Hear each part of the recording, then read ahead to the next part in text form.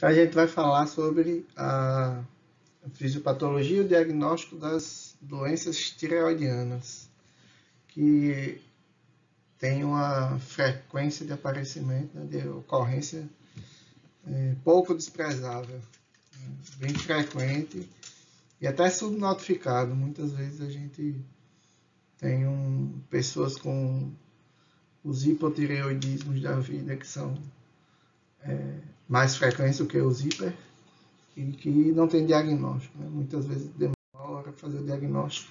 Às vezes, muitas vezes, porque os sintomas, por um bom período do estágio, entre aspas, inicial da doença, eles são sintomas não tão agressivos, não é a palavra certa. Mas não são sintomas tão assim intensos, né?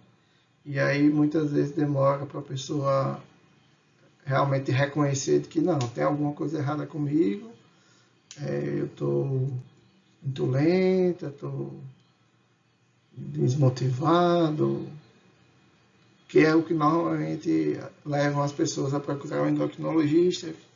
As pessoas estão sem vontade de fazer as coisas, estão engordando com facilidade, e aí é que quando normalmente procuram ir para um médico depois de algum tempo já, né? Aí começa a queda de cabelo, começa o enfraquecimento de unha, e aí as pessoas, não, tem alguma coisa errada, eu vou pro médico. E isso relacionando com o hipotireoidismo, que os sintomas são muito, por um bom tempo, mais leves. Né?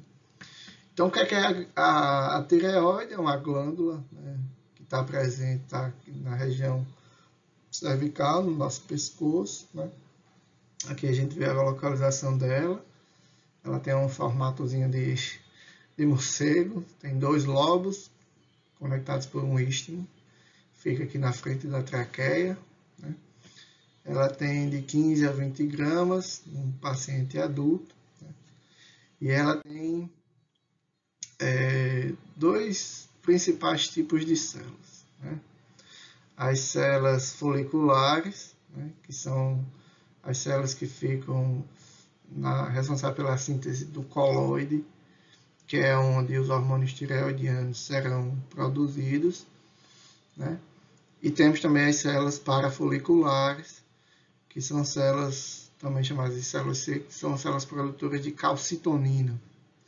A calcitonina é um hormônio que tem como função inibir a atividade dos osteoclastos, que são células que são responsáveis pela reabsorção óssea, pela destruição do osso, né? Pela reabsorção, pela liberação de minerais que estão nos ossos. Tá? Mas não é o foco da nossa aula. O foco da nossa aula são os hormônios tireoidianos que regulam o nosso metabolismo, né? O T3 e o T4. Então, nessa foto aqui à direita, a gente vê as células foliculares, né? Que estão ao redor da região do coloide. Né? Veja que esse coloide ele é rodeado de células foliculares e do outro lado, digamos assim, das células foliculares, a gente tem os sinusoides, os capilares, por onde os hormônios que vão ser sintetizados aqui no coloide vão atravessar as células foliculares e vão cair na corrente sanguínea para ser distribuído por todo o organismo. Nesse coloide a gente tem como principal proteína a tireoglobulina. Ela vai servir de base para a síntese dos hormônios tireoidianos, o T3 e o T4. E também tem um pouco de tireoalbumina iodada. Tá? É o que compõe esse material amorfo que fica aqui na região do coloide, arrodeado das células foliculares. Então, a gente chama esse folículo, essa estrutura das células ao redor do coloide de folículo tireoidiano. Tá? Então, esses hormônios da tireoide, eles têm inúmeras funções, né? Eles regulam o nosso metabolismo como um todo, né? nossa queima de gordura, nosso gasto energético, totalmente regulado pela função dos hormônios tireoidianos, né? O T3 e T4. Então, eles aumentam a sensibilidade dos receptores adrenérgicos, as catecolaminas, a noradrenalina e adrenalina. Eles regulam o metabolismo de carboidratos, de lipídios, de cálcio e fósforo, aumentam a necessidade de vitaminas, participam da ativação de contração muscular, desenvolvimento neurológico, crescimento, maturação sexual e síntese proteica. Tá?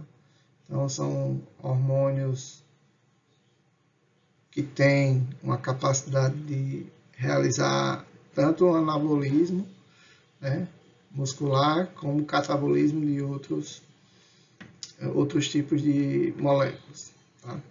Então, eles participam da queima, né, da utilização do oxigênio para a produção de ATP, né? Regulam a atividade de sódio, potássio, ATPase, atuam também no metabolismo mitocondrial, que é um metabolismo que está diretamente relacionado com essa utilização do oxigênio e com a liberação e a síntese de ATP, né, de energia. Né? Se a gente fosse resumir, esses hormônios tireoidianos, eles regulam, né, a taxa metabólica basal, a taxa de metabolismo basal e a calorigênese. Né? Tanto que quando a gente vai para os distúrbios dos hormônios da tireoide, os pacientes com Desculpa, engasguei. Os pacientes com hipertireoidismo, né, eles têm um aumento do metabolismo basal e da calorigênese. Então, são pacientes que tendem a emagrecer rapidamente, enquanto que os pacientes com hipotireoidismo, com a redução desses hormônios, tendem a gastar menos calorias, a acumular mais calorias, a engordar mais facilmente e a ter mais dificuldade, né, de ativar e de fazer as atividades do dia a dia. Enquanto que o paciente com hipertireoidismo é o contrário, ele tem uma ativação e uma energia muito grande. Só que isso é grande também a ponto de desregular a pessoa. E a pessoa tem uma dificuldade de concentração, está muito estressada, porque está tudo muito ativado. Então, tanto a hiper quanto o hipotireoidismo têm consequências negativas e que precisam ser corrigidas. Então, aqui nessa figura, a gente tem uma figura que fala assim, da regulação de diversos sistemas hormonais. Né? A gente sabe que os sistemas hormonais eles têm uma ligação muito grande com o sistema nervoso, e isso a gente observa a chave dessa interação sistema nervoso, sistemas hormonais, está aqui no hipotálamo, né? Então, os hormônios hipotalâmicos eles são produzidos por neurônios especializados na produção desses hormônios, né? E a gente tem o hipotálamo, os hormônios hipotalâmicos, estimulando a hipófise, né, a produzir diversos hormônios que vão ter funções específicas. Então, a hipófise, né, ou pituitária também chamada, ela é subdividida em adenohipófise, que é um lobo anterior, e neurohipófise, que é um lobo posterior. A neurohipófise produz principalmente ocitocina e hormônio antidiurético. A ocitocina é um hormônio que participa da liberação de leite mamário, né, pelas glândulas mamárias, e também pelas contrações do útero, seja nas contrações menstruais, seja no processo durante o parto. A ocitocina participa desse processo. E o hormônio antidiurético é um hormônio que faz o que está no nome, né? É um hormônio que regula a diurese, que reduz o volume urinário, aumenta a reabsorção de água e de outros constituintes da urina, né? Em função de uma necessidade do organismo, né? E eu estou só retomando aqui porque eu sei que vocês já viram isso em fisiologia, mas sempre é bom a gente retomar. A adenohipófise, né, ela vai liberar a prolactina, que é um hormônio que está também associado ao estímulo da produção do leite, né, estimulando a glândula mamária. Os hormônios gonadotróficos, né, FSH e LH, que vão estimular as gônadas, né, os testículos a produzirem testosterona, e essa testosterona vai ativar e diferenciar sexualmente o indivíduo do sexo masculino, e também vai estimular a síntese de espermatozoides, e também o FSH e LH vão estimular o desenvolvimento dos folículos e vão regular o ciclo menstrual da mulher para que ela ovule e produza os hormônios para que também haja o desenvolvimento das características sexuais femininas. Produz ainda o hormônio tireotrófico, né, o TSH, que é um hormônio que vai atuar sobre a tireoide e que vai estimular a tireoide a produzir T3 e T4.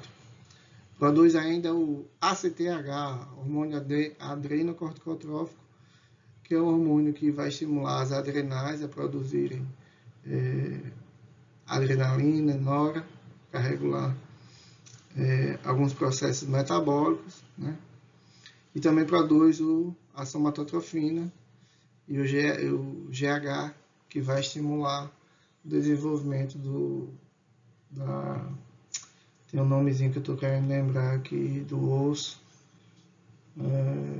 que é a região do osso que faz o osso crescer, que eu não estou lembrando agora. Então, aqui a gente tem a regulação, a conexão neurológica, né, do sistema nervoso com o sistema hormonal e a produção de todos esses hormônios para regular diversas atividades diferentes do nosso corpo. E o nosso foco vai ser esse aqui: hipotálamo, adenohipófise, TSH, T3, T4.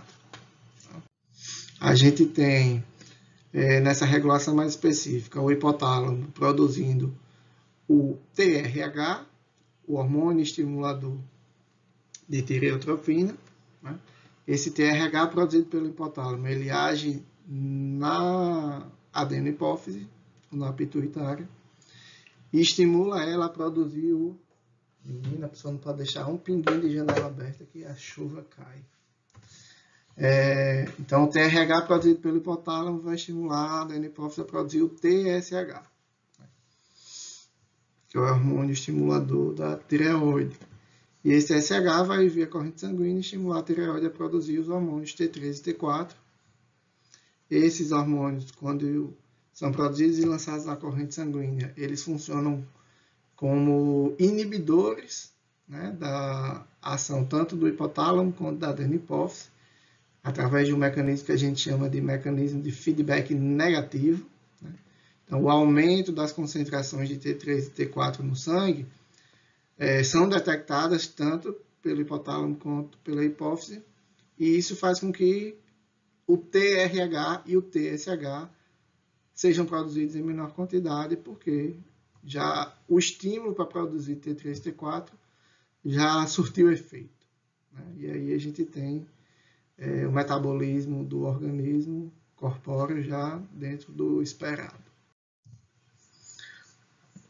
Algumas condições, né, elas podem estimular o sistema nervoso a produzir o TRH, como por exemplo a redução da temperatura corpórea, altos níveis de estresse, né, podem estimular o sistema nervoso a produzir via hipotálamo o TRH. Esse TRH vai estimular a adenohipófise a produzir o TSH, que vai pela corrente sanguínea estimular a tireoide a produzir os hormônios T3 e T4. O aumento do T3 e T4, através do feedback negativo lá no sistema nervoso, que tem receptores para detectar esse aumento de concentração, vai diminuir o TRH e o TSH. Quando a concentração do T3 e T4 estiver reduzida, a gente vai voltar a ter o aumento da concentração de TRH e TSH, e isso aqui vai funcionando na forma de um ciclo, né? Quando aumenta, diminui TRH e TSH. Quando T3 e T4 diminui, aí volta a aumentar TRH e TSH para normalizar o T3 e T4. Então, isso funciona em ciclos, né? E aí o T3 e T4 eles vão desencadear as suas ações, né, em todas as nossas células. Então, o TRH é o hormônio liberador de tireotropina, tá? E o TSH é o hormônio estimulador da tireoide. Tá? Então, ele vai lá na tireoide estimular o bombeamento de iodo para dentro do coloide, né? Vai estimular a síntese de tireoglobulina, que é a proteína que é utilizada como base para a síntese dos hormônios. Vai estimular a captação coloidal pelas células foliculares desse iodo. Vai regular a taxa de proteólise da tireoglobulina, quebra da tireoglobulina e consequente liberação dos hormônios T3 e T4. Tá? Até o momento, alguma dúvida?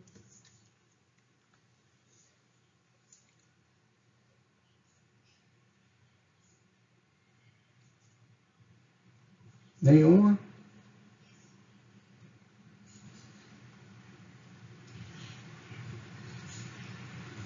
Então vamos continuar. Então, como é que acontece a produção e a secreção dos hormônios tireoidianos, tanto o T3 quanto o T4, tá, pessoal? Então, lembrem que essa síntese, ela acontece naquela região do coloide, tá? Naquela região que fica rodeada das células foliculares. Aqui nessa figura a gente tem esse lúmen folicular, é a região do coloide, tá? E aqui a gente tem as células foliculares, né? Quadradinhas não, né? Retangulares, formando a parede, e essas células foliculares estão ao redor desse coloide. Tá? Então, uma das primeiras coisas que precisam acontecer é a captação do iodeto da corrente sanguínea, e esse iodeto da corrente sanguínea a gente adquire através da dieta. Né? A gente tem um programa de enriquecimento de sal, né? Então o nosso sal ele é um sal enriquecido com iodo, para evitar a deficiência de iodo no organismo e evitar que haja o desenvolvimento de um hipotireoidismo por deficiência de iodo, que era algo comum na antiguidade, né, até antes disso. E esse iodo ele vai ser captado por essas células foliculares através de um transportador do NIS. Tá? O NIS ele é um transportador que faz um sintransporte de sódio e de iodeto. Tá? Então vejam aqui na figura, aqui embaixo, ó, que eu tenho um sintransporte de sódio e iodeto. Tá? Para entrar na célula. Em que célula? Na célula folicular. Tá? Só que esse iodo ele precisa atravessar a célula e chegar na região do coloide. Tá? Então o iodo entra na célula folicular e ele precisa ir lá para o coloide. Para ele ir para o coloide, a gente tem um outro transportador na região apical da célula folicular, que é a pendrina. Tá? Então, ela faz o transporte do iodo de dentro da célula folicular para a região do coloide. Tá? E é um transporte independente de sódio aqui nesse caso. Ok? Então, a primeira coisa que a gente está vendo é o quê? É a entrada do iodo até a região de iodação do precursor dos hormônios da tireoide. Então, ele entra na célula através de um sintransporte pelo transportador NIS e depois de estar dentro da célula, ele vai entrar na região do coloide pela pendrina, tá? Que está aqui identificada como PDS.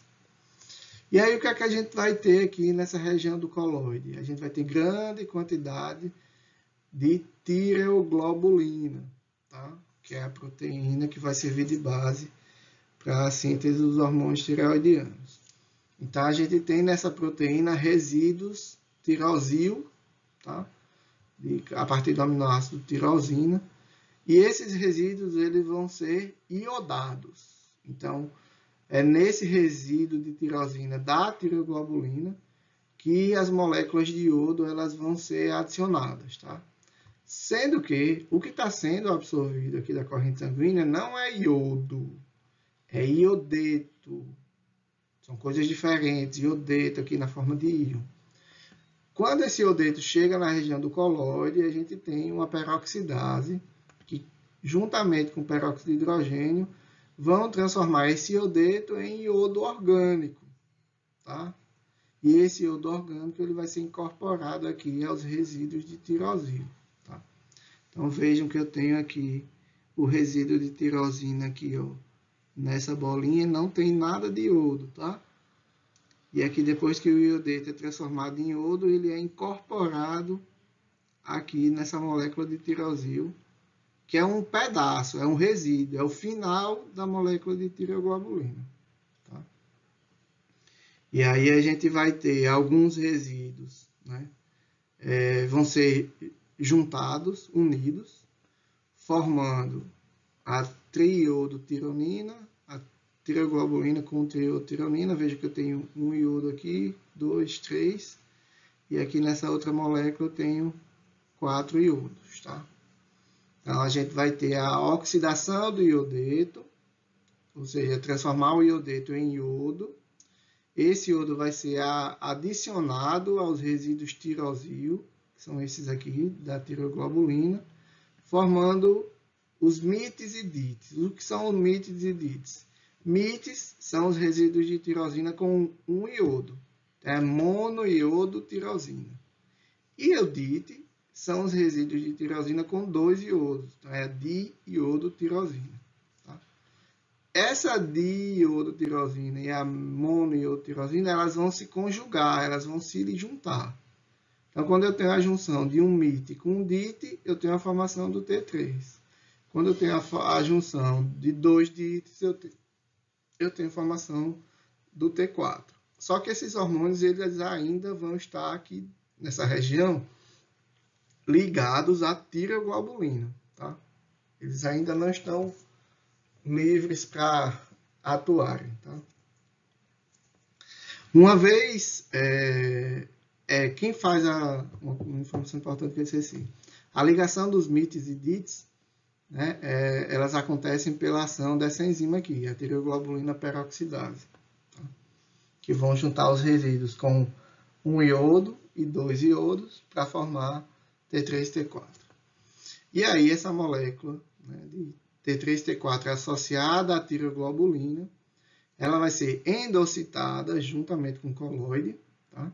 Então vejam que essas moléculas aqui, ó, é o T3 ligado à tireoglobulina e o T4 ligado à tireoglobulina. Eles vão ser endocitados pela célula folicular. Tá? Dentro desse processo, essas gotículas que tem o coloide com o T3, T4, elas vão se fundir com lisossomos que contêm a tireoglobulina protease. O que é que essa enzima vai fazer?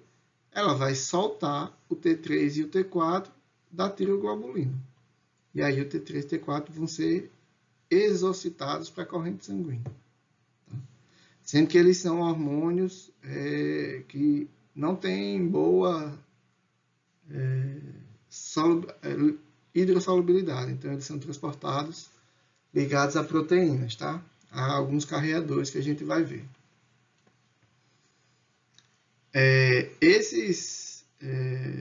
Essas vesículas que contêm coloide, com T3 e T4, elas podem também ser recicladas, tá? E aí, ó, as moléculas de MIT e DIT que foram produzidas aqui, elas vão passar por um processo de desiodinação e esse iodo vai voltar para produzir novas moléculas de T3 e T4, porque não necessariamente todas as moléculas elas vão ser exocitadas aqui para atuar. Às vezes elas podem ser recicladas, tá? Vejam, antes de todo esse processo acontecer, a figura mostra a ligação do TSH aqui, que foi produzido pela adeno-hipófise, ao seu receptor, e a gente vê a ativação aqui de algumas vias de segundos mensageiros, né? Seja a via do diacilglicerol, seja uma via MP cíclico.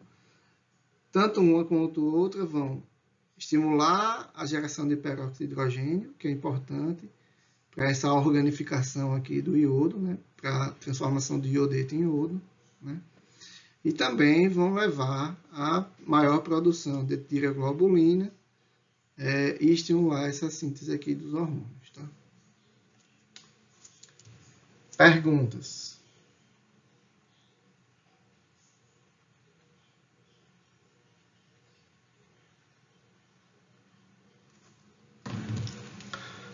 Vou dar continuidade, sem perguntar nada.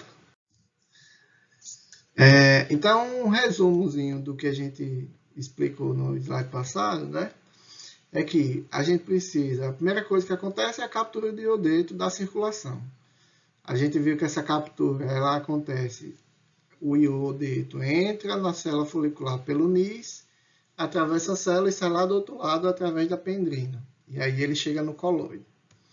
Uma vez no coloide, esse iodeto vai ser organificado, ele vai ser transformado em iodo, e esse iodo vai ser adicionado aos resíduos de tirosina da tiroglobulina, produzindo monoiodotirosina, quando entra um iodo, e diiodotirosinas, quando entram 2 iodos naquele resíduo de tirosina. Vai aparecer uma fotinha deles, vai ficar mais fácil de entender.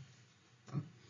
Depois disso, os MITs e DITs que foram sintetizados, eles vão ser acoplados pela tiroglobulina peroxidase, formando T3 e T4. Tá? Só que esse T3 e T4 ainda vai estar ligado, né, à molécula de tiroglobulina lá no lúmen, lá na região do coloide. Essas moléculas T3 e T4 ligadas com tiroglobulina, eles vão ser endocitados para dentro da célula. As gotículas vão sofrer uma fusão com lisossomos e lá a gente vai ter a tiroglobulina protease para soltar o T3 e o T4 da tiroglobulina e aí eles são liberados na circulação sanguínea. Então, aqui, ó, eu tenho resíduo tirosídeo. Isso aqui não é a tiroglobulina, tá? Isso aqui é apenas o resíduo tirosídeo dela, é um pedaço. E aí a gente tem a iodação, tá? Vejam que aqui eu não tenho mais iodeto, não é o I-, é já o iodo orgânico. Então aqui, ó, quando é adicionada uma molécula de iodo, tá aqui ele, ó, monoiodotirosina. Quando são adicionadas duas, diiodotirosina. Então, aqui eu tenho um MIT e aqui eu tenho o DIT. E aí a tiroglobulina peroxidase vai juntar um MIT com um DIT e vai formar T3. Vejam aqui, ó, ele pegou esse pedaço aqui, que tem o iodo, e juntou aqui. E aqui eu tenho o T3. E quando ele junta duas moléculas de DIT, eu vou ter o T4, que também é chamado de tiroxina. Tá? E aí eu tenho esses dois hormônios presos, né, na tiroglobulina. Depois eles vão ser soltos da tiroglobulina e vão cair na corrente sanguínea. Aqui é uma outra figurinha, só para ninguém esquecer dessa biossíntese. Então, o iodeto entra pela célula folicular num sintransporte no NIS. Esse sintransporte é iodo e sódio. Entra na célula e para sair da célula e entrar aqui no coloide, ele vai fazer isso via pendrina.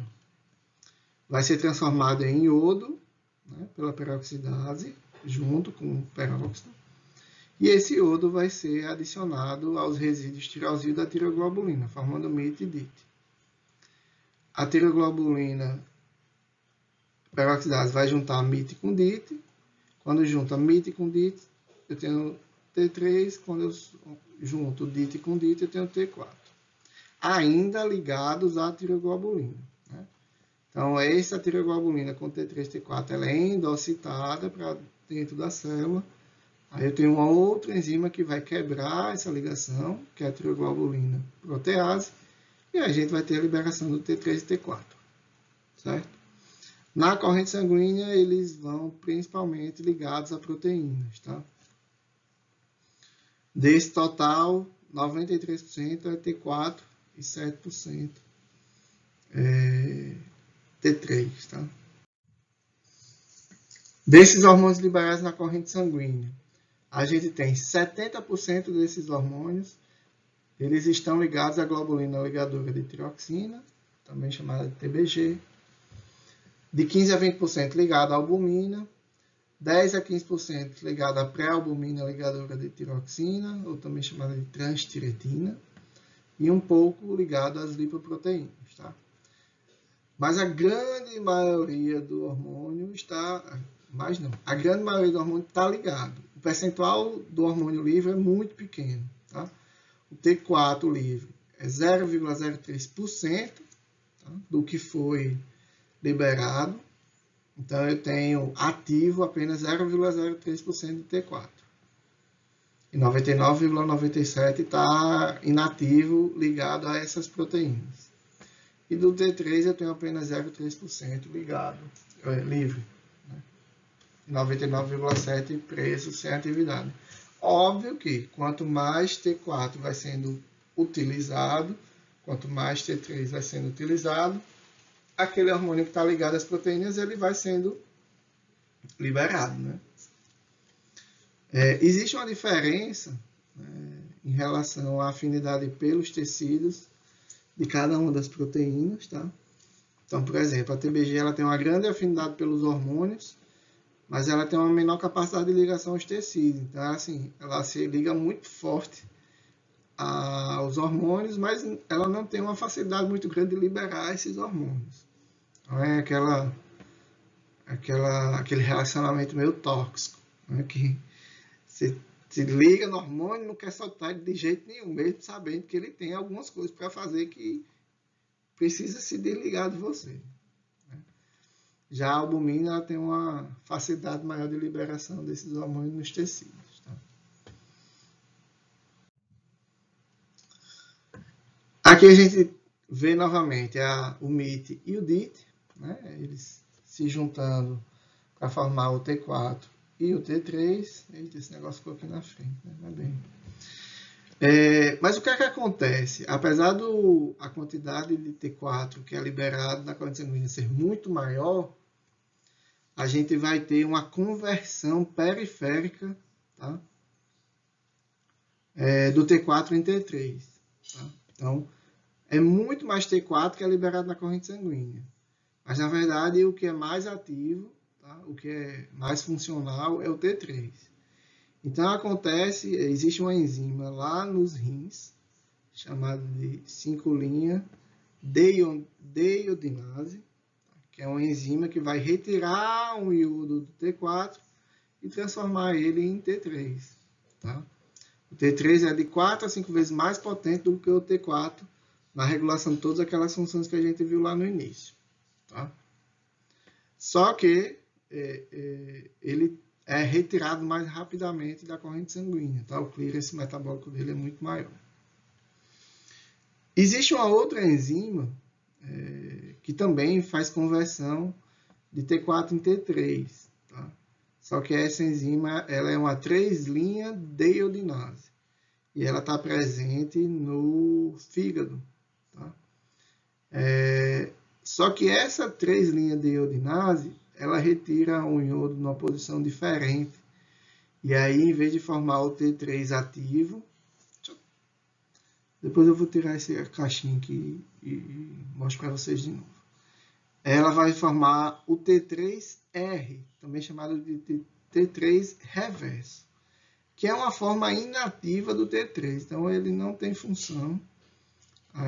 Os trabalhos, os estudos ainda não entendem qual é a função desse T3 reverso, tá? Mas ele é formado no fígado pela ação da 3' deiodinase. Tá? Então, tem pouca utilização, inclusive, também na investigação dos distúrbios da tireoide. Tá?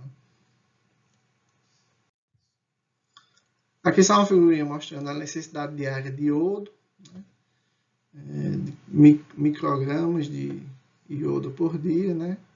Para recém-nascidos, crianças, adolescentes e adultos, e os adultos têm uma necessidade maior de iodo, né? Mas que normalmente numa dieta equilibrada a gente já tem, em função da suplementação de iodo no sal que a gente consome, quantidades adequadas para evitar um bócio em função de deficiência de iodo. Tá? E aí aqui a gente entra nos principais distúrbios da tireoide. Vixe, esqueci o R. Tireoide é muito antiga, é tireoide. Peço desculpa. A gente tem os hipertireoidismos, também vocês podem encontrar em livros ou em artigos, chamando o hipertireoidismo de tireotoxicose. É um distúrbio de toxicidade em função da tireoide. A frequência do hipertireoidismo é bem baixa, tá, na população em geral, girando em torno de 0,3 a 0,6% da população desenvolve algum tipo de hipertireoidismo ou tireotoxicose, e eles podem ser do tipo primários, onde o distúrbio é direto na tireoide, ou secundários, a gente vai falar. E temos também os hipotireoidismos, sejam primários ou secundários, e vejam que a frequência é muito maior na população, né? Então, de 2 até 15% da população. É um número bastante considerável de pessoas que acabam desenvolvendo hipotireoidismo, né?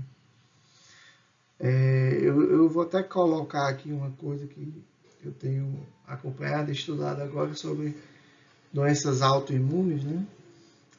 A gente tem visto aí os casos de hepatites sem causa conhecida que está acometendo crianças no Brasil e no mundo. E associou-se inicialmente à presença de um adenovírus, o adenovírus estava causando isso e tal, e agora a gente já tem um outro panorama, né? Relacionando infecção prévia à Covid e talvez uma nova infecção, a reinfecção com adenovírus, mas existem alguns estudos sugerindo e mostrando com dados bem concretos a possibilidade dessas hepatites serem hepatites autoimunes, né? Porque o que acontece? Apesar de terem identificado adenovírus em um percentual grande de crianças e adolescentes, dos pacientes, quando se fez a pesquisa desses adenovírus no próprio tecido hepático, não encontrou em nenhum caso adenovírus, né? Então, isso é estranho, porque se ele estivesse causando essa hepatite, ele deveria estar no tecido e não está, né? Grande parte um percentual muito grande de crianças também foi identificado SARS-CoV-2 e quase todos tinham anticorpos para SARS-CoV-2, mesmo aqueles não vacinados, né? E o percentual é grande, principalmente os que estão no nosso país. Nosso país tem um percentual de vacinação para Covid em crianças e adolescentes muito baixo. E alguns exames patológicos estão mostrando reações bem semelhantes a reações que são observadas em hepatites autoimunes, né? E aí essa é uma sugestão do que está acontecendo. E isso a gente já viu em outras doenças. Recentemente se falou em Epstein-Barr e esclerose múltipla, né, como uma autoimunidade pós-infecção por Epstein-Barr, causando esclerose múltipla. A gente já ouviu falar de doença autoimune pós-infecção viral com Zika, né? Então, pacientes que desenvolviam síndrome de Guillain-Barré, que é uma síndrome neurológica, após terem infecções pelo vírus Zika, e já tem toda uma comprovação, toda a elucidação do mecanismo. E isso é uma nova possibilidade que está sendo bem analisada e com grande probabilidade de ser confirmada desses casos de hepatite autoimune. Professor, por que você está falando de autoimunidade? Porque esses distúrbios da tireoide, tanto o hiper quanto o hipo, eles são muito relacionados com a autoimunidade, a gente vai ver, certo? E a gente tem visto nos últimos anos um aumento dessa prevalência de distúrbios da tireoide. Então a gente tem, né, distúrbios de hiperfunção, onde a gente tem excesso de produção hormonal, ou excesso de liberação da produção dos hormônios, tá? Vejam que o hormônio é produzido dentro de um colóide, e para esse hormônio sair, ele precisa atravessar a célula, tá? Então, algumas doenças autoimunes destroem regiões específicas dessa arquitetura que fazem com que os hormônios que estão lá no colóide eles sejam liberados mais facilmente. E acabam gerando um excesso de hormônio na corrente sanguínea. Porque aquela barreira pela célula folicular ela também tem a função de controlar essa liberação dos hormônios. Tá? Temos as hipofunções, com deficiência de produção ou de liberação. Né? Esses dois aqui, pessoal, a hipa e a hipofunção, são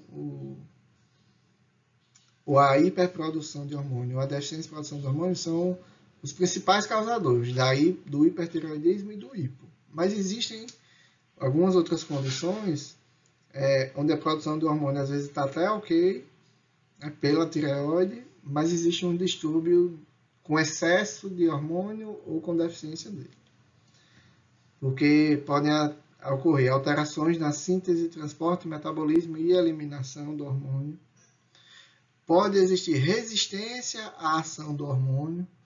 Então, se eu tenho uma mutação no receptor do T3, do T4, do T3, T4, do TSH, por exemplo, né, a gente vai ter um estímulo, a gente vai ter um TSH alto, mas os hormônios da tireoide vão estar baixos, porque o TSH não está conseguindo estimular a célula da tireoide, né, dentre algumas outras coisas.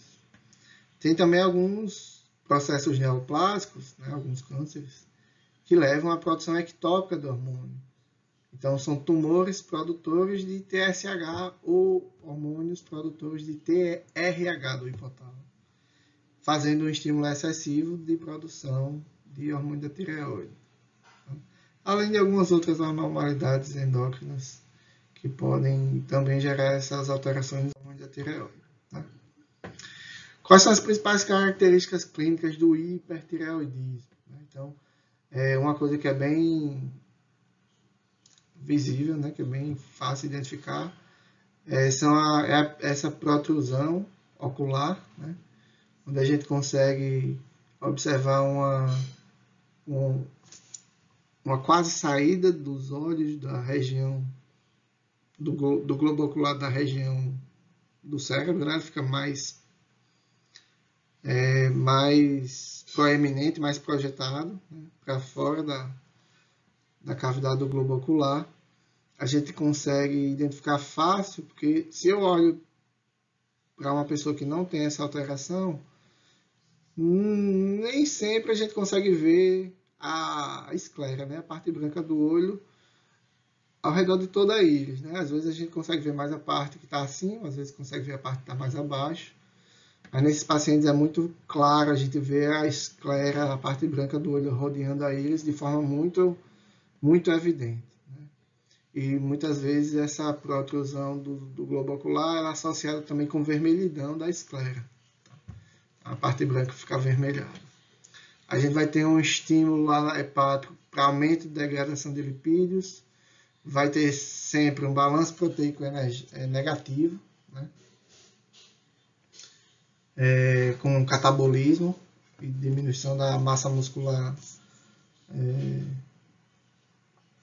da massa magra, né? Com diminuição de proteínas, perda de proteínas, aumento da motilidade gástrica, diarreia, síndrome de má absorção intestinal, relacionado ao sistema reprodutor. A gente vai ter anormalidades menstruais, redução de fertilidade, aborto, aumento do fluxo sanguíneo, aumento da taxa de filtração glomerular, taquicardia, palpitações, excitabilidade elevada, estresse muito grande, irritabilidade, intolerância ao calor, perda de peso e um descontrole emocional bem intenso. Né? Tudo isso reflete o aumento do metabolismo como um todo das células do organismo do indivíduo que tem esse excesso de hormônios. Então, no hipertireoidismo, a gente tem o primário e secundário, né? A gente tem a doença de Graves como principal causa de hipertireoidismo, tireotoxicose, né? Ela é bem característica pela oftalmopatia de Graves, onde a gente vê o prolapso do globo ocular e a vermelhidão na esclera.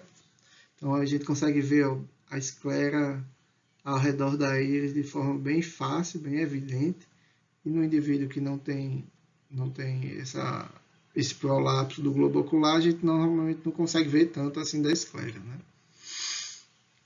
é uma doença autoimune, né, onde há a produção de autoanticorpos contra o receptor do TSH ou contra o receptor do hormônio estimulador da tireoide. Esses anticorpos se ligam nessa região e também causam inflamação e destruição de outras estruturas da tireoide. Tá? Temos também como causador, né, de hipertireoidismo primário o bócio multinodular tóxico, também chamado de doença de Plummer. Tá? Então, são formados nódulos na região da tireoide que levam a um processo inflamatório e isso leva a um aumento na produção dos hormônios e liberação dos hormônios. E aí a gente tem o adenoma e o carcinoma de tireoide, que são hiperproliferações celulares, o carcinoma maligno, o adenoma benigno. Né? Temos o hipertireoidismo neonatal e existe o hipertireoidismo iatrogênico, sem causa conhecida. E temos as tireoidites, que são processos inflamatórios da tireoide, que podem ser subagudas, linfocitárias, como na tireoidite de Hashimoto, que tem autoanticorpos anti-TPO, que é a tireoglobulina peroxidase. Esse tipo de tireoidite ele pode tanto causar hipertireoidismo, como ele pode causar hipotireoidismo. Uma das principais causas de hipotireoidismo é a tireoidite de Hashimoto. Né? Tireoidite por uso de radiação com iodo 131, tireoidite pós-parto ou induzida por medicamentos. E temos o hipertireoidismo secundário em função de tumores da hipófise, que são tumores secretores de TSH, e aí o feedback negativo que o T3 e T4 geram tanto na hipófise quanto no hipotálamo, ele obviamente não vai acontecer, porque o tumor ele produz o TSH independente da necessidade. Né? E também pode acontecer em função de uma administração errônea de doses de hormônios tireoidianos.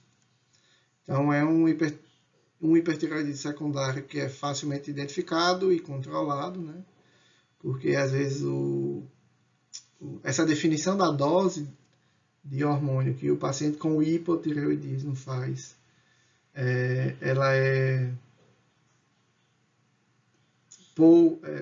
digamos assim, ela não tem um controle muito regular.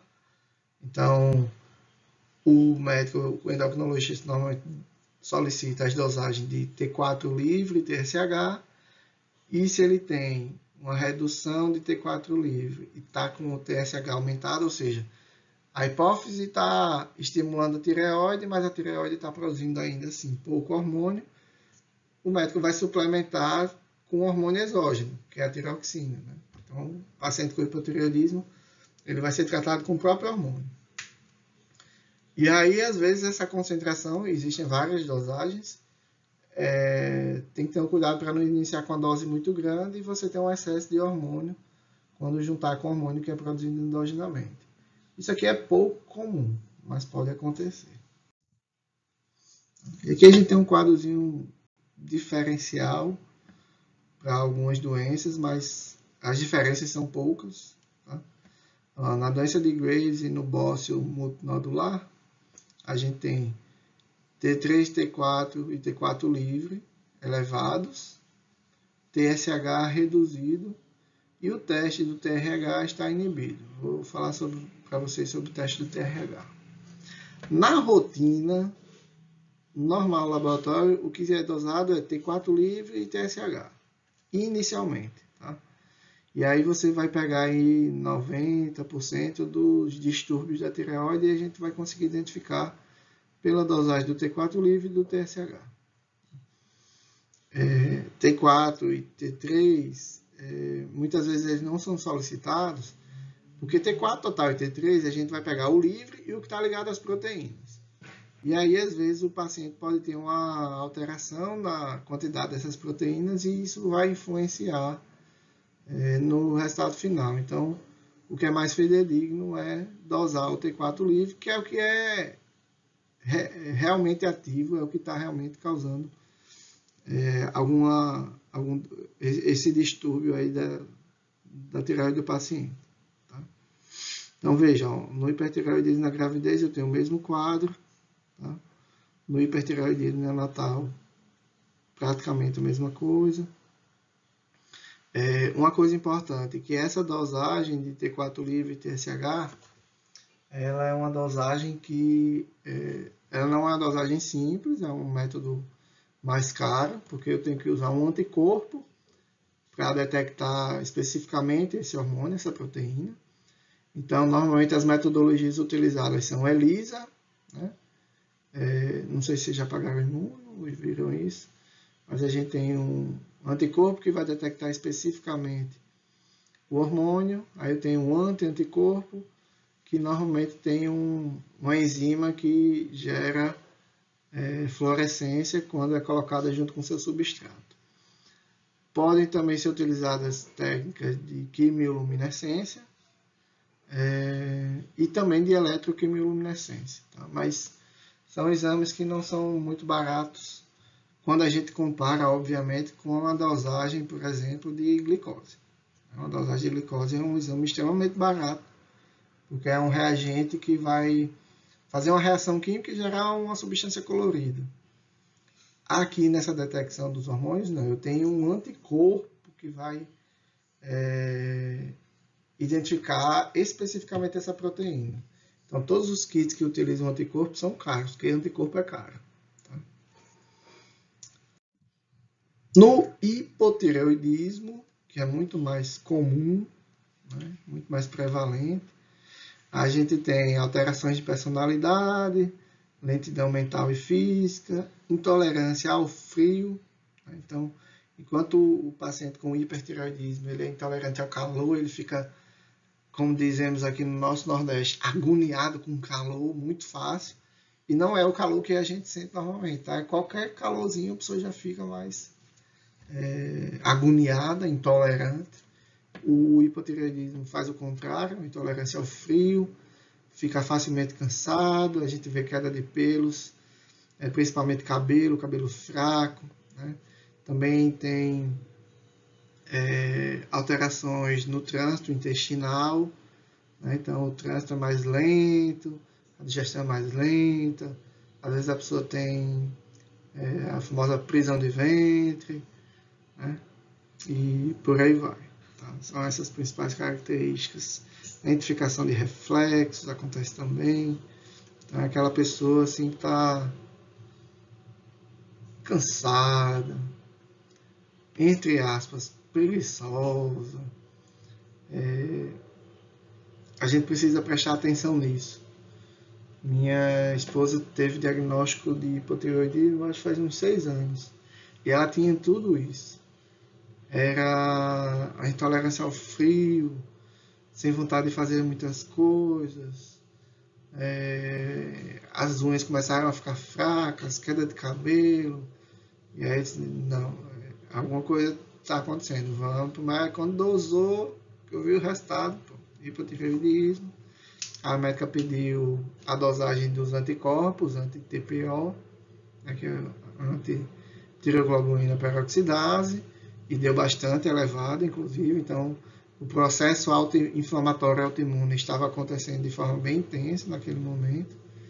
E aí a médica passou a suplementação com hormônio e depois continua acompanhando. Né? Não dá para brecar essa autoimunidade. Se você for usar corticoide para diminuir essa autoimunidade, você vai ter consequências que são piores do que a destruição da tireoide pelo processo autoimune, porque a tireoide destruída pelo processo autoimune, eu vou repor o hormônio com um medicamento via oral. E as consequências de um tratamento prolongado com corticoide, elas podem ser bem piores do que isso. Né? Então, opta-se por acompanhar esse processo autoimune, né? Com ultrassonografia, para ver se não está tendo formação de células cancerígenas ou outro distúrbio. Mas o foco do tratamento é a reposição dos hormônios. No hipertireoidismo, também existem medicamentos que substituem, fazem uma captação de iodo ou substituem iodo e bloqueiam a síntese de hormônios também. Tá? A propiltiuracila é um deles, é um dos principais utilizados. E no hipotireoidismo que a gente tem principalmente é a tiroxina, né? O hormônio T4, para atuar nas funções que o hormônio endógeno atua. Tá? Então a gente tem aqui uma tabelinha comparando, né, o que acontece nos diversos sistemas no hiper e no hipotireoidismo. Então, no hipertireoidismo a gente tem intolerância ao calor, aumento da transpiração, aumento do apetite, aumento da ingestão de alimento, perda de peso, pele avermelhada e a exoftalmia, né, que é o prolapso do globo ocular para fora. No hipotireoidismo a gente tem o contrário, né? Intolerância ao frio, uma letargia, uma lentidão, uma fraqueza generalizada, ganho de peso, fala mansa, pele seca, pálida e áspera e um mixedema. No sistema cardiovascular, o paciente com hiper apresenta palpitação, taquicardia, dispneia e pode ter fibrilação atrial, que é uma alteração grave, né, do sistema cardiovascular, enquanto que no hipo tem bradicardia, pressão baixa, insuficiência cardíaca, e se isso não for controlado a longo prazo, ele pode desenvolver uma cardiomegalia, um crescimento do coração, em função dessa insuficiência cardíaca, dessa baixa força que o coração tem para fazer o bombeamento do sangue. Em relação ao sistema nervoso central, a gente tem o hipertireoide ansioso, nervoso, com a hipermotilidade gástrica, né, com diarreia. Essa hipermotilidade pode causar diarreia, pode causar uma síndrome de má absorção, uma instabilidade emocional grande, fadiga muscular para a realização de atividades físicas. Ele não consegue ter resistência para realizar essas atividades, os reflexos muito aguçados de parecimento de tremores. E no hipotireoidismo a gente tem o contrário, né? Tem uma apatia, uma preguiça mental, reflexos diminuídos e pode inclusive levar a um retardo mental. Isso aqui, essas alterações mais, digamos assim, mais graves que a gente tem associadas ao hipotireoidismo, é quando esse hipotireoidismo ele já vem há um bom tempo aumentando, certo? E quanto menos hormônio é produzido, mais esses sintomas mais graves vão aparecer. O hipotireoidismo primário, a principal causa é a tireoidite de Hashimoto, é uma inflamação da tireoide autoimune com produção de anticorpos anti-TPO, que é a tiroglobulina peroxidase, e antitiroglobulina, que é aquela proteína que é utilizada de base para a síntese dos hormônios. Temos a tireoidite subaguda, que quase não tem sintoma pós-parto. Pode ter hipotireoidismo. Na verdade, hoje em dia é muitíssimo difícil fazer identificação de hipotireoidismo por deficiência de iodo, porque a gente tem facilmente acesso ao iodo pelo sal. Isso acontecia muito naquelas famílias mais com a deficiência nutricional severa, né? Que foi, entre aspas, foi contornada pela iodação do sal. A gente ainda tem muitas pessoas subnutridas ou muito malnutridas na nossa população, isso aumentou agora na pandemia, mas o acesso ao iodo é bem mais fácil, né? Alguns defeitos congênitos adquiridos na síntese de hormônios ou no metabolismo da tiroglobulina. Existem algumas mutações que atrapalham e impedem a síntese da própria tiroglobulina. Tá? Pacientes que passaram por tratamento com terapia com iodo 131 ou cirurgia de retirada da tireoide, né? Então a pessoa identificou um nódulo na tireoide, e aí o nódulo era maligno, teve que retirar a tireoide. Então, retira, faz a rádio e depois, paralelamente, faz o tratamento com a reposição com hormônio. Tá? Tumores também podem levar a esse hipotireoidismo. E algumas drogas, né, como o lítio. O lítio é uma droga utilizada para tratamento de distúrbio de bipolaridade. E assim, é usado cronicamente por muito tempo. E os pacientes que fazem uso de lítio, eles sempre precisam ser monitorados, né, para essa questão do hipotireoidismo que pode estar associado. O hipotireoidismo secundário, ele pode ser hipofisário, quando a deficiência do TSH, ou ele pode ser hipotalâmico, quando a gente tem a deficiência do TRH. Tá? Muitas vezes, quando o distúrbio é hipotalâmico, ele não é apenas relacionado à tireoide, tá, pessoal? Alguns distúrbios da hipófise e do hipotálamo, eles afetam os diversos sistemas de controle hormonal. Tá? Então, ele afeta a tireoide, ele afeta os testículos, os ovários, as adrenais. É pouco comum um distúrbio hipofisário ou hipotalâmico que seja isolado para uma das regulações hormonais que essas estruturas, essas glândulas, elas controlam. Tá? Temos ainda a possibilidade da síndrome de resistência ao hormônio tireoidiano, tá?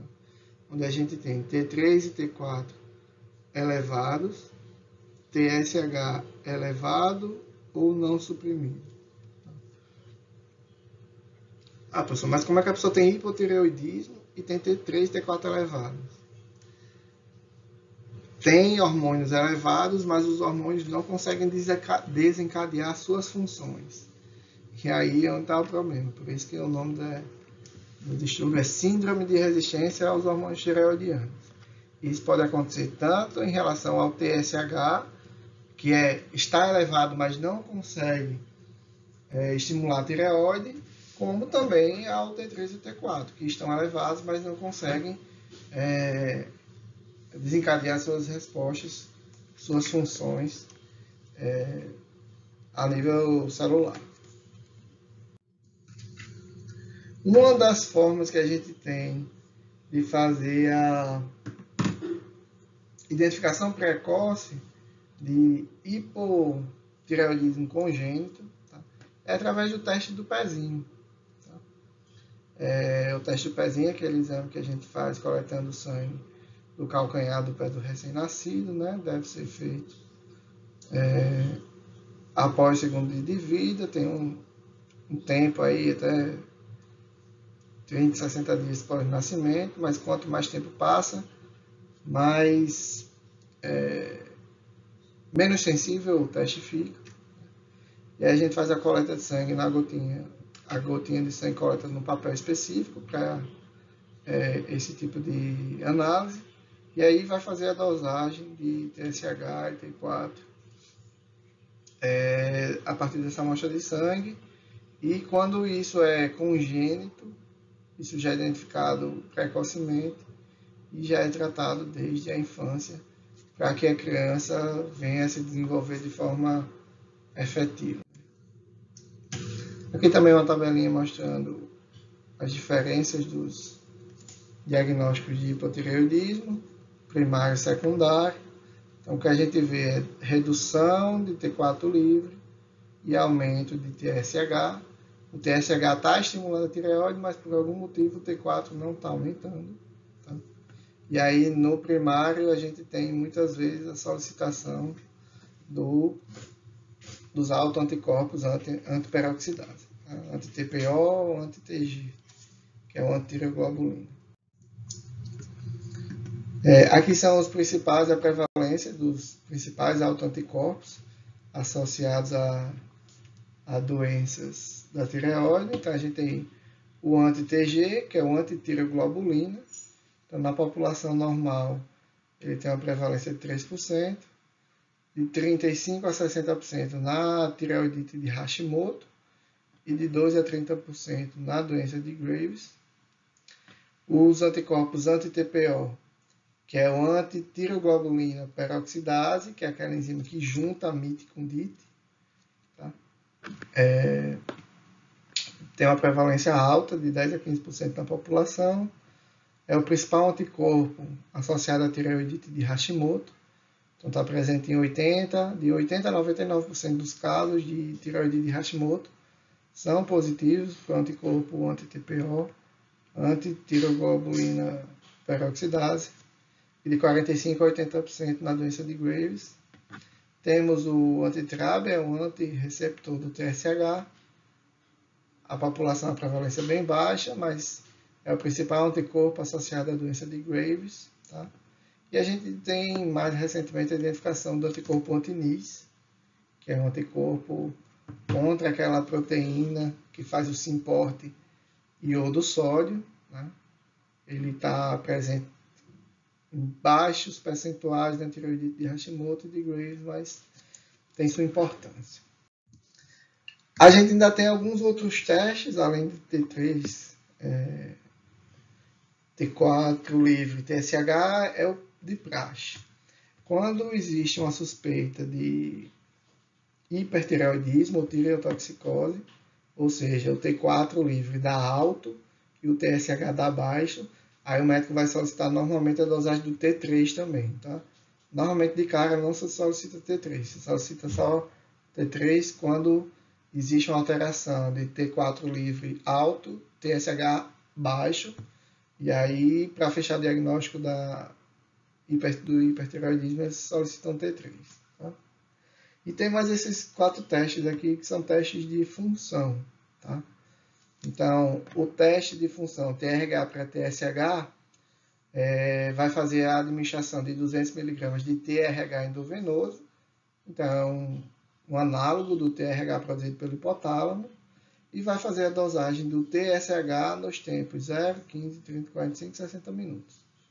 Então, durante 1 hora, depois da aplicação do TRH, por via endovenosa, vai se dosar o TSH. Então, o que é que se espera? Se espera um aumento de 5 miliunidades por litro, tá? Ou um aumento de 10 vezes o valor basal no valor do TSH nos tempos de 15 a 30 minutos. Tá? Então, isso é o normal. Se eu estou dando TRH endovenoso, eu vou estimular a minha adenohipófise a produzir TSH, e essa resposta ela é rápida. Se não houver esse aumento do TSH, tem algum problema. E normalmente nos TSH-UMAs, o que são TSH-UMAs, professor? São tumores secretores de TSH. Esse TSH ele é liberado tanto pela adenohipófise como pelo tumor. E aí, normalmente, nesses tumores, esse teste ele não tem a resposta adequada, não tem esse aumento, porque o TSH já está elevado. E aí, essa dose de TRH endovenoso ela não vai alterar muito a quantidade de TSH. Tá? Tem o teste de supressão com T3. Como é que funciona esse teste? Administra 300 mg de T3 à noite e vai dosar o TSH 48 horas após a administração desse T3. Se eu estou dando uma dose alta, porque 300 mg é uma dose bastante alta de hormônio, os pacientes que têm hipotireoidismo e fazem a suplementação, fazem o tratamento, eles recebem doses em microgramas. Tá?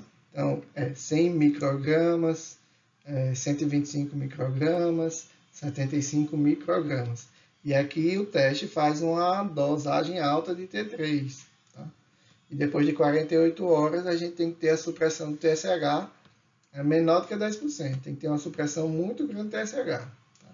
Ele tem que ser menor do que 10% das taxas consideradas normais. Também tem um teste de supressão com T4, 3 mg de levotiroxina, que é o mesmo medicamento que usa para tratar o hipotireoidismo. Tá? E aí faz 3 mg via oral dose única e dose do TSH após 7 dias. Então, a supressão do TSH tem que ser para valores abaixo de 0,3 miliunidades por litro. E, novamente, os tumores secretores de TSH, a gente não vai ver essa supressão aqui. E um último teste que é feito é com o octreotide. Tá? O octreotide é uma substância inibidora dos hormônios da hipófise. Tá? Então, faz 100 mg de octreotide subcutâneo 3 vezes por dia, por 5 dias. E aí depois vai dosar o TSH antes e depois. Tá? E a gente tem que ter um decréscimo de 86% desse TSH. E aí, esses são testes que na rotina não são feitos com frequência. Tá? São feitos normalmente em laboratórios especializados de exames endocrinológicos. Eu conheço várias clínicas endocrinológicas em que eles possuem laboratórios dentro das clínicas que são especializados na realização desses testes, tá?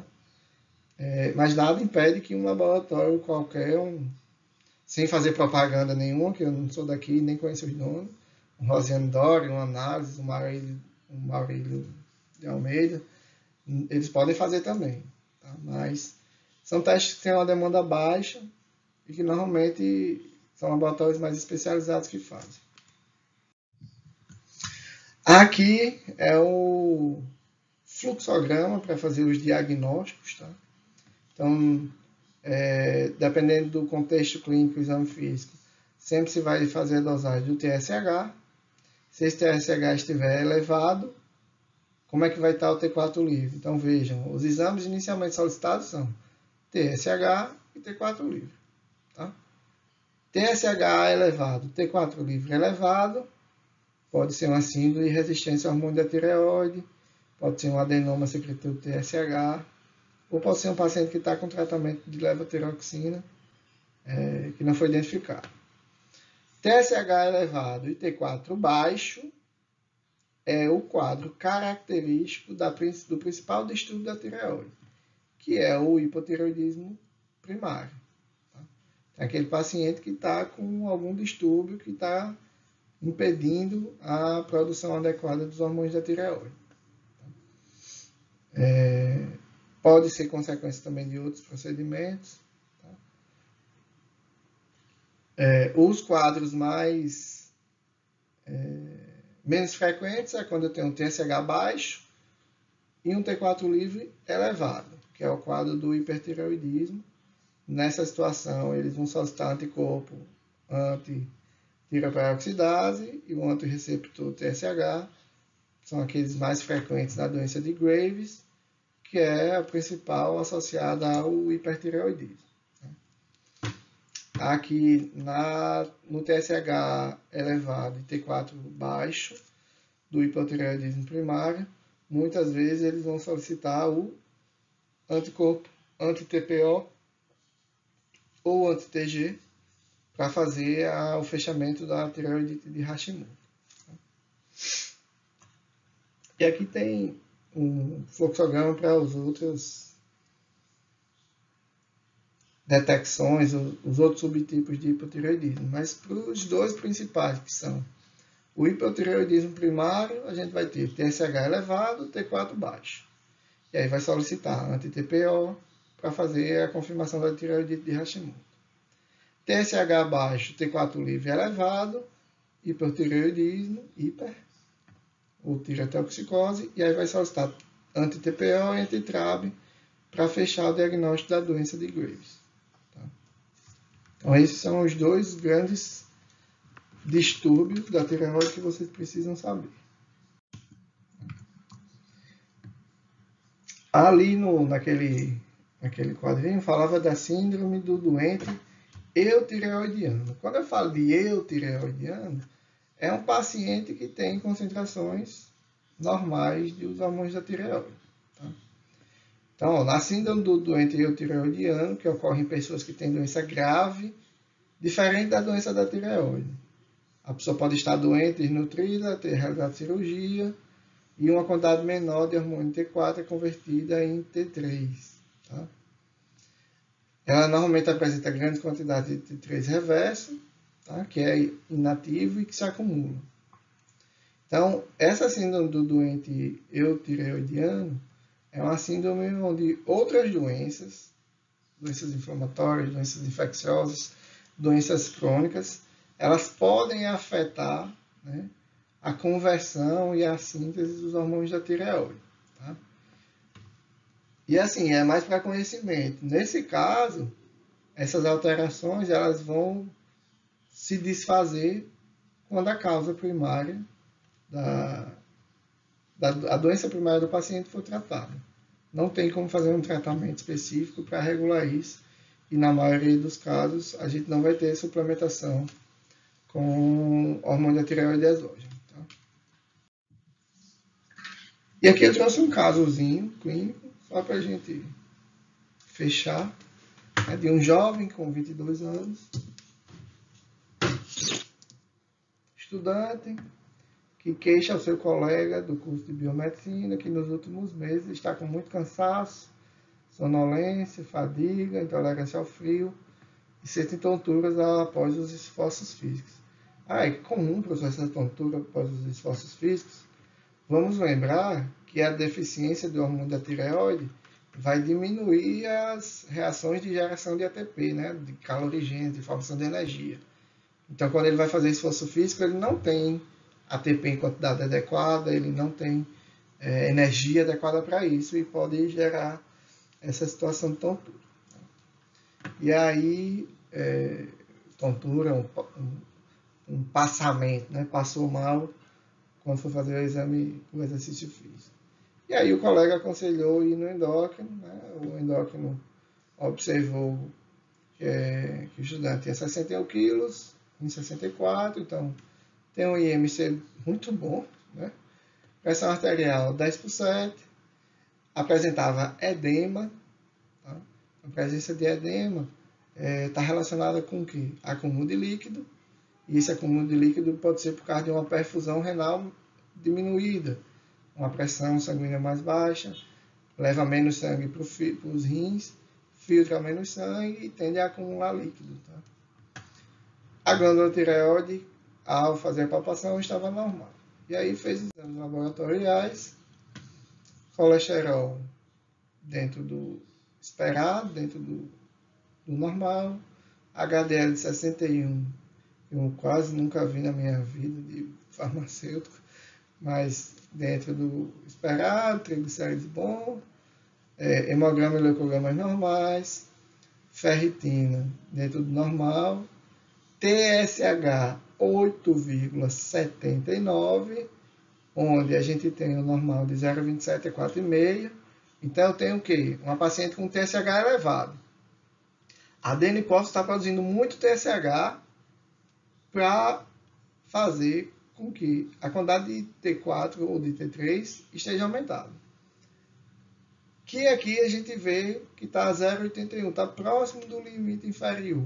Né? Mas com esse TSH elevado, a gente vê que ainda não está sendo... as funções orgânicas não estão conseguindo ser adequadas para essa quantidade de T4 livre que está dentro da faixa de normalidade. Então, talvez a quantidade de T4 livre está boa, mas você está tendo alguma resistência na ação do hormônio. Então, você precisa aumentar mais a quantidade de tiroxina. Tá? Então, normalmente aqui o médico vai solicitar um teste de supressão, né, para ver se aumentando a concentração de hormônio da tireoide, o TSH baixa. E aí, dependendo do resultado do teste, ele vai passar o medicamento para diminuir esse TSH aqui. E aqui a gente teria um quadro de hipotireoidismo primário, dependendo do teste de supressão. Né? Não considerando o teste de supressão. Entenderam? Esse teste aí que eu trouxe para vocês, esse caso. Vocês estão aí?